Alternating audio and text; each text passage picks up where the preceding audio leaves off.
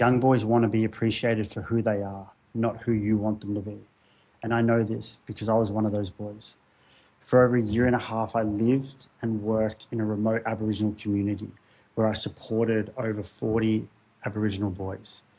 And it was very clear to me from the beginning that all I needed to do in that role was just show up as a positive male role model.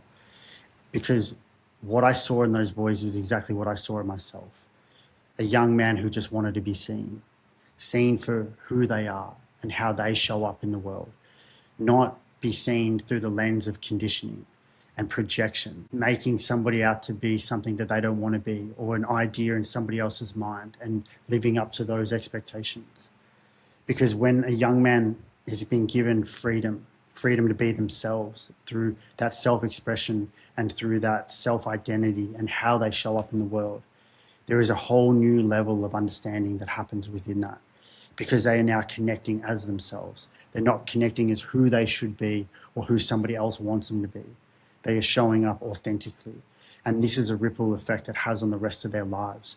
Because when a person has been conditioned from a very young age to act or behave in a particular way, or because of somebody else's desires or expectations, then that is what crushes identity.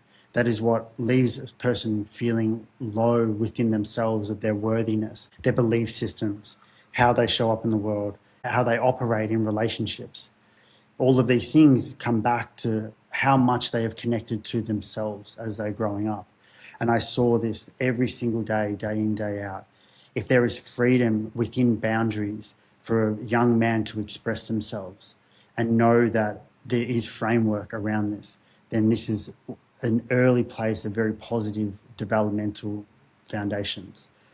Young men are craving that from men, particularly their elders, how it looks, because it's not just the observations that they have on the world, it's their understandings of how they operate. I saw young men transform purely just from having been seen and having been supported with them following their paths, their passions, and not having this weight of expectation dragging them down.